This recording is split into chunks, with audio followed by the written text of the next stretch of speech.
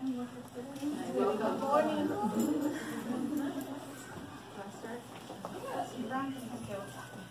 Good morning, everybody, and welcome to El Centro La Raza and Jose Marti Child Development Center at Plaza Roberto Maestras. My name is Veronica Gallardo. I'm the executive assistant here at El Centro La Raza, and also a parent of a child who attends Jose Marti in the historic building, Like many mothers in Seattle, I'm very familiar with the struggles of finding quality and affordable child care in the city of Seattle. So I was very excited that my son was able to be a part of Jose Marti, where as a daughter of immigrants, utilize the services here at El Centro La Raza. I'm here today to introduce the director of Jose Marti Child Development Center, which serves 308 children on a daily basis.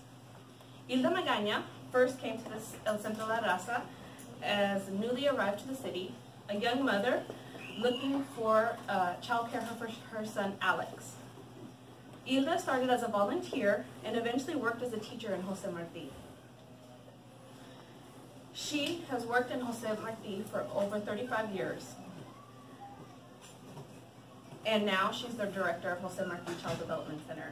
Please give a warm welcome to Hilda Magaña.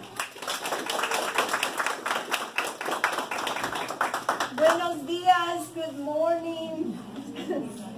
It is for the children that we work, for they are the ones who know how to love, for they are the hope of the world.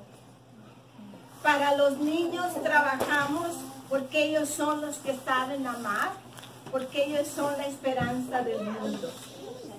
This quote was written by Jose Marti, who we name our bilingual multicultural center after. Jose Marti was a writer of children's books in the late century. Gracias, niños and families who are here with us today.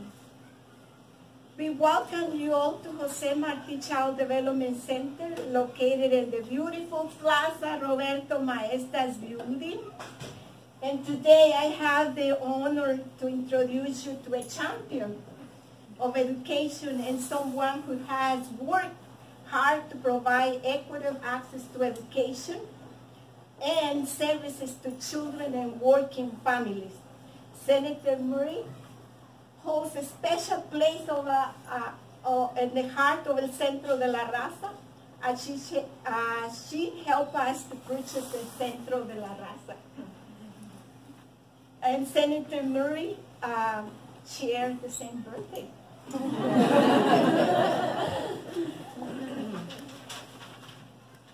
I and many teachers here at Jose Marti are a product of the family studies at Shoreline College that the senator made possible.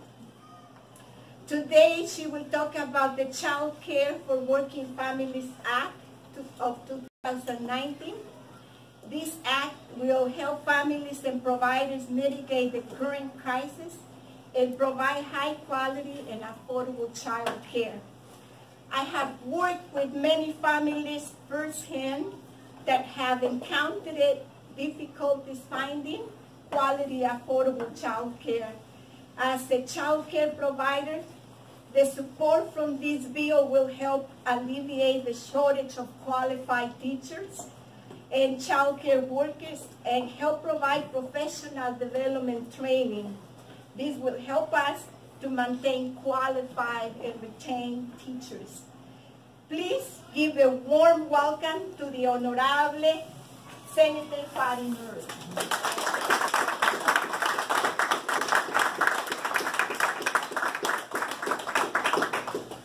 Well, Hilda, thank you so much for that kind introduction, and I want to thank all of you for hosting us here at this amazing center. It's absolutely an honor to be here. And I importantly want to acknowledge and thank all the parents and child care professionals and advocates in this room, and especially the young children who are here today, who've been fighting tirelessly to advocate for this critically important issue. Your hard work and dedication are the reason we have seen so much progress in child care over the past 2 years, because you shared your stories, because you organized your friends and neighbors, because you kept fighting and never gave up, we were able to bring our nation's child care crisis to the forefront of the national conversation. And with the support of both Republicans and Democrats in Congress, we increased investments in child care and Head Start in the last 2 spending bills, including almost doubling the amount of federal government invests in child care. That is the biggest increase we have ever seen.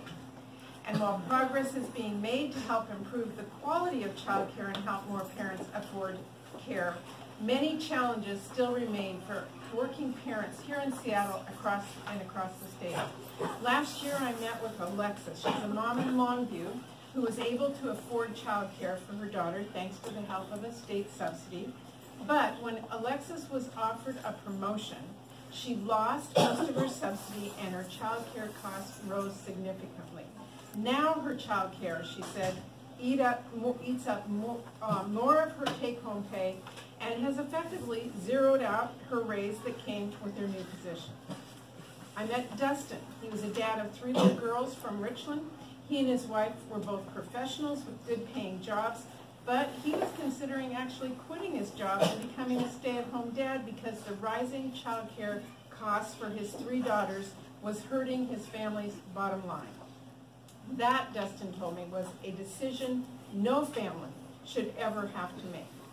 I have heard from so many parents who are on waiting lists for months, sometimes even years, to get their child into a good program.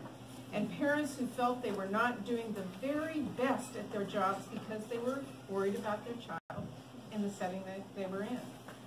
We are losing out in our economy because of child care crisis in this country, and I know we can do better. Parents in this room and across America know we can do better. That is why I recently introduced the Child Care for Working Families Act in Washington, D.C. This is a bill that will guarantee access to high-quality, affordable child care for families who live paycheck to paycheck and are working middle class. I am very proud. We have worked hard, and this legislation now has the support of 35 senators and almost 100 members of the House, as well as many of the family, child, and labor advocates who understand the critical need for high-quality, affordable child care. This bill is big and it's bold, and I'm going to go into a little bit of how it will help children, families, child care workers and educators, and the economy. First of all, it will ensure that no thing at all. Our bill also helps create and expands options for child care in the summer and during non-traditional hours when quality care is even harder to find. It ensures that students, toddlers, and infants with disabilities who struggle even more to find the high-quality care they need are able to learn and play alongside their friends and neighbors. Secondly, our bill expands access to quality preschool for 3- and 4-year-olds, so our youngest learners are prepared for kindergarten and beyond. As a former preschool teacher, I know how important the first few years are of a child's development, and I have seen the benefits of high-quality early childhood education throughout a child's entire life. Third, our bill invests in child care educators and workers with the training to help our children through their most important stage of development, and with the pay that they deserve to ensure they're making at least a living wage and on par with elementary school teachers that share the same credentials so they can support themselves and their families. Accessible and affordable, high-quality child care is not just the right thing to do, it is a smart thing to do to jumpstart our economy. This bill will create more than 770,000 child care jobs. It will allow 1.6 million parents to go back to work and will give parents the peace of mind that their kids are safe and are being set up for success. As any working parent will tell you, if you're worried about your kids, you're not doing the best at your job. With their children receiving top-notch care, working parents will be empowered to reach their full potential. I know this because I was a working mom too. I know what it's like to worry where you're going to be able to send your kids for high-quality care. I began my career in politics fighting to save my own children's preschool program from state budget cuts. After being told I couldn't make a difference because I was just a mom in tennis shoes, I mobilized thousands of other parents around the state to save that great program, and we succeeded because we made our voices heard. Today, I am inspired by the many working parents and advocates making their voices heard on this issue. We hear you, we're fighting for you, and I'm going to keep fighting to make child care for all a reality. And I'm very, very proud to have all of you on my side and fighting with me. So thank you so much for joining me today as we take this first step. And now I'm very proud to turn this over to a true partner who's been awesome in this fight, Ryan from Child Care Aware. Ryan?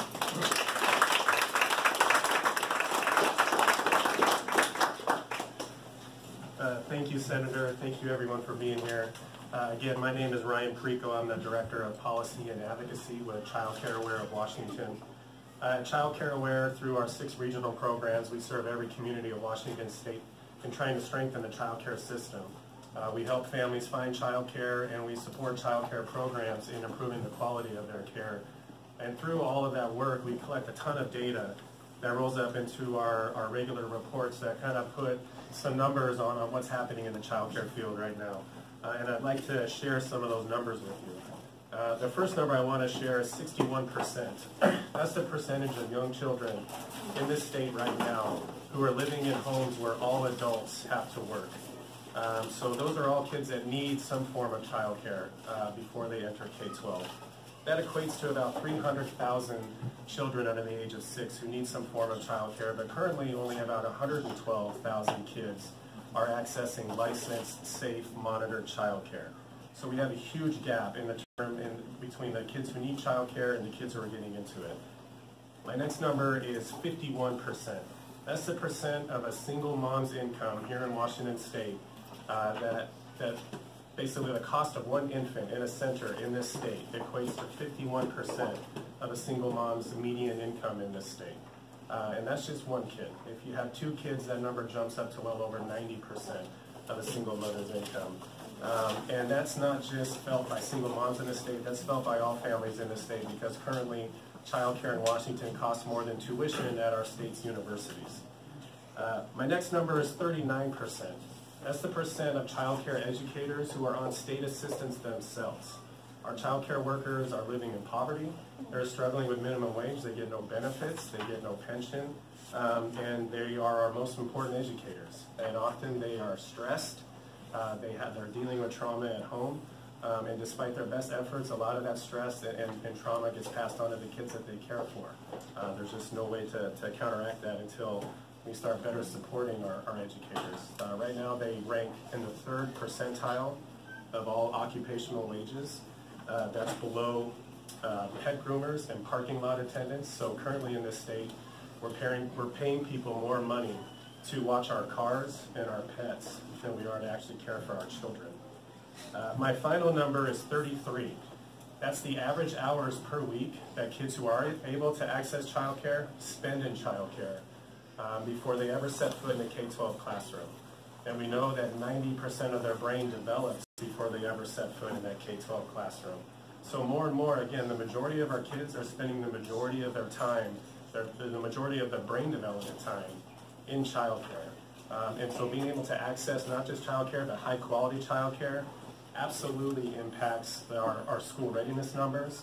And right now in this state, we know that less than half the kids who are entering K-12 are actually ready for success in school. It's for all those reasons that Child Care Aware of Washington is a strong supporter of the Child Care for Working Families Act. We thank Senator Murray greatly for bringing this effort forward. Not just bringing this effort forward, but for your decades of being a champion on this issue. You mentioned the CCDBG increase. That money is out the door. It's having an impact on child care programs right now. All your work supporting child care resource and referral through the years have been instrumental. Because of her work and others like her, we're in a position to actually realize the opportunity of high-quality child care. And the Child Care for Working Families Act is going to do it. We support this bill because it approaches the issue comprehensively. It doesn't just focus on parents or kids or providers. It focuses on all 3 of them. It caps expenses for families. It supports the workforce with professional development and addresses the scourge of compensation, low compensation, and high turnover in our field, and expands access for high-quality care to our kids who need it the most. So for those reasons and many more, we're strong supporters of this bill. We thank you, Senator, for bringing this forward, and we're ready to do whatever you need in order to get this passed.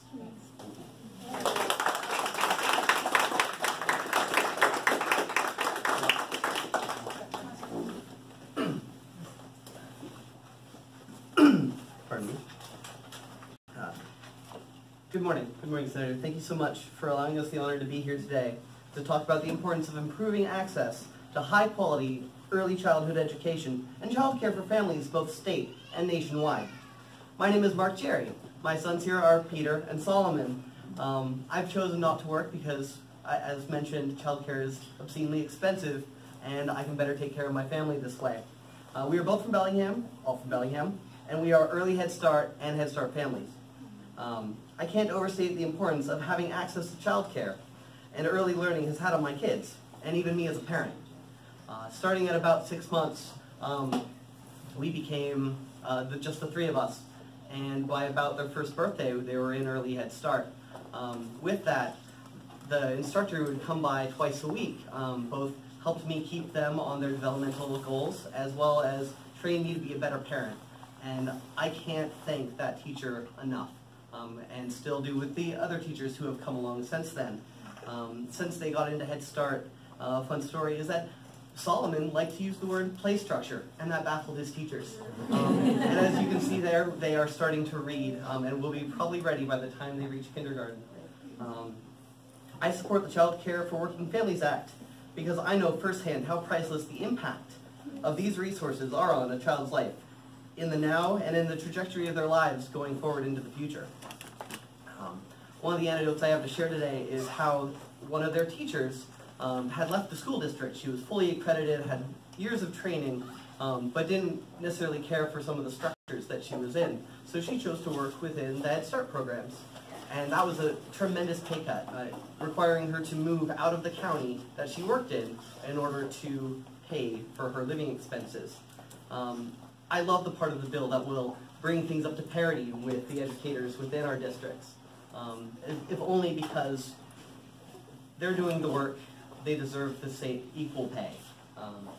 So we must do more to help people in situations like mine access early learning for their kids, because it made the difference for my family. That's why I'm proud to stand with Senator Murray and others who support this bill, and urge others to do the same. Thank you so much for your time today.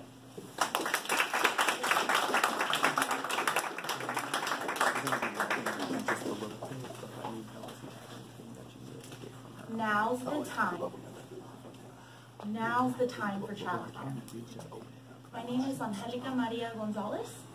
I'm a single mom of 4. I'm a current law student in my last semester at Seattle U University.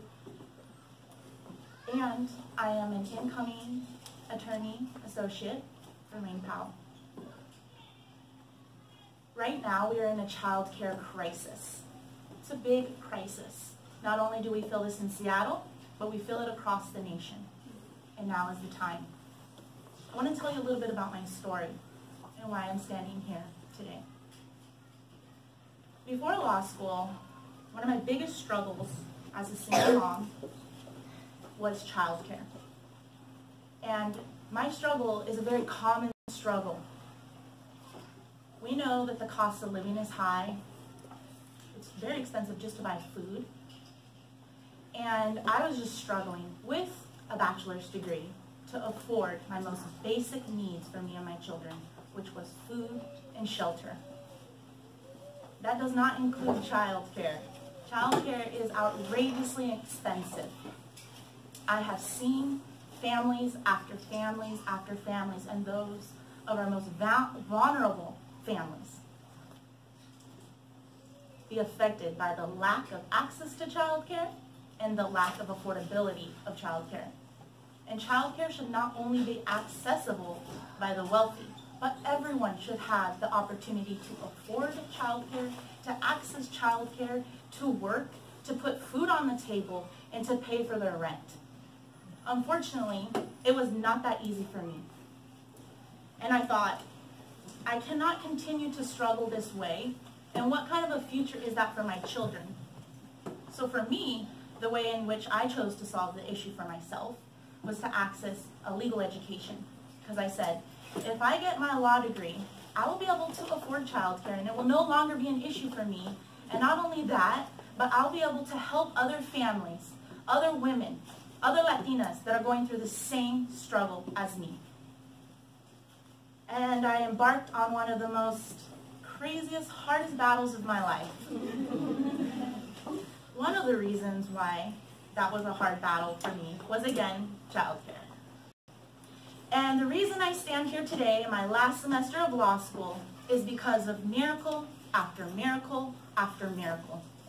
From help from El Centro de la Raza, help from Jose Marti, that have helped me to stay in school by helping me to afford my childcare, by help with fundraising, grants from Seattle Milk Fund, and from so many people in the community coming together to helping me to access childcare. That's a wonderful story for me, but that's not the expectation that our families should have to live up to, that they need to access high-paying jobs to afford childcare, that they need miracle after miracle after miracle to access childcare, housing, food. That's absolutely ridiculous. And so now is the time, it's been time that we support childcare and childcare for all. Families do not have time to wait. Single moms do not have time to wait. And that's why I fully support Senator Patty Murray's bill for childcare. Now's the time.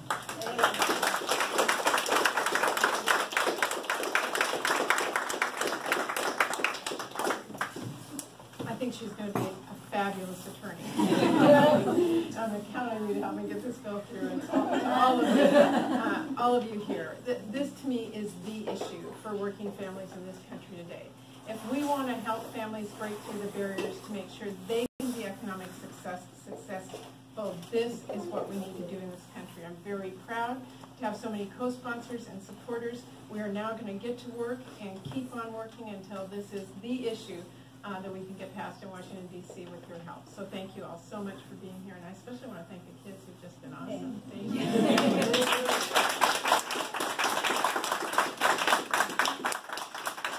We're happy to answer any questions.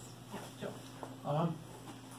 When he was out here once upon a time, Bill Clinton was musing about the time that he was moving to Washington to become president, and talking about how all of the senior officials, people in the Washington, D.C. media, were recommending various pricey private schools where they could send Chelsea.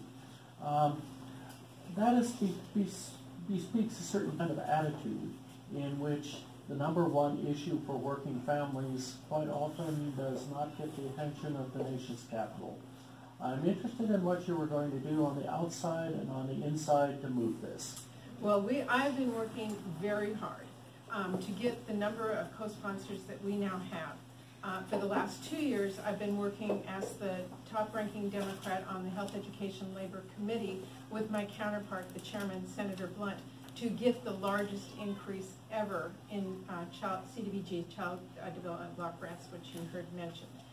So we were able to get the additional funding, but now we need to change the program so that parents get the real success they need through the subsidies, so that they don't have to pay more than 7% of their income, making sure we have qualified teachers, making sure that we are dealing with the real issues behind child care. So this is our next big step. I'm going to keep working on the appropriation side. That's my passion as well. But we need to get this legislation passed. So getting co-sponsors and bringing it up.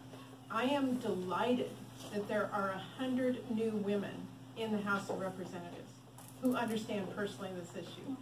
And they have been working hard on their side to get co-sponsors, and we're hoping to raise it to the top. And I'm very proud that every senator who's running for president is now a co-sponsor of my bill. So this is how you get things done, is you, one by one, get support and get people talking about it. Outside, I have been working with many organizations to raise this amongst their members, to tell them it's a possibility.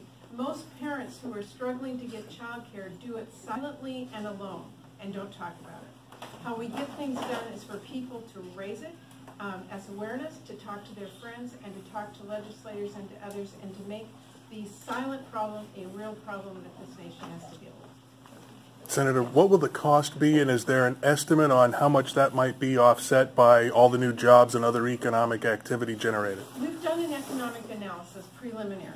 The preliminary estimate, if fully put in place, would be $60 billion a year, correct? $60 billion a year. Over 10 years. Over 10 years, sorry, over 10 years. And it will, part of how you pay for things is you make it a priority within the budget and you look at other ways to make it possible. But we also have to look at the economic impact side. As you mentioned, the jobs that are created, the families that can then work because they have an income, which contributes to our economy as well. So it's hard to put a total cost analysis on it. But for me, it means that if a family feels secure, if people are living to their full economic potential, unlike the woman I referenced that I met who didn't take a full-time job because the child care ate up her full employment, our economy, we're not living to our full potential. So this, to me, is a win-win.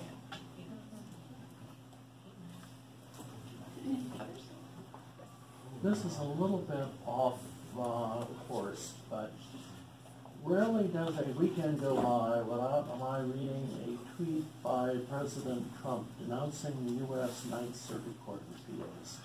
I note that last week a number of your colleagues, Republican senators from the West, introduced legislation that would carve up the Ninth Circuit. The Ninth Circuit will become California and a couple of other states. We would become an entirely new circuit, presumably with President Trump allowed to nominate its judges. I'm interested in what your views are on the potential breakup of the Ninth Circuit and what its social consequences could be. Well, that kind of breakup is not new.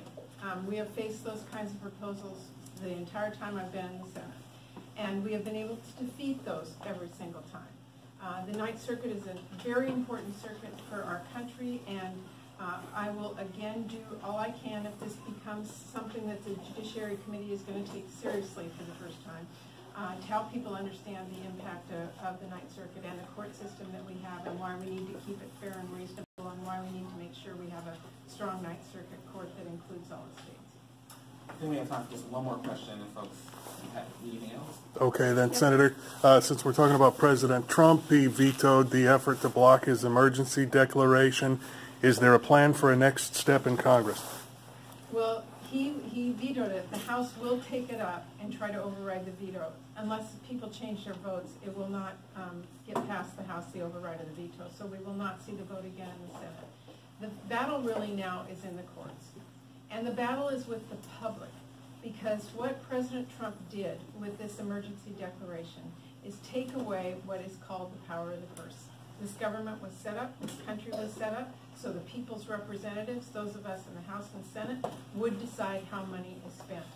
If the president overtakes that power and decides it doesn't matter what the people believe, but he can use his seat to spend as he believes without any input from Congress, I think that's really detrimental to the country, and I'm hoping the courts get it. Can I do a quick follow-up on that? I'm a Whidbey Island resident part of the time. The Navy has just announced plans to substantially increase the growler capacity there. Obviously, if you're increasing by 35 planes, you're going to be increasing the staffing. And obviously, if you're increasing the staffing, you're going to need more military housing.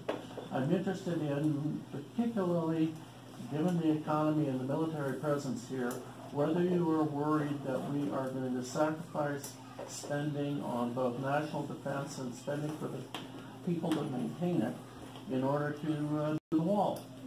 This is exactly what the consequence will be if the president is allowed to continue to move forward.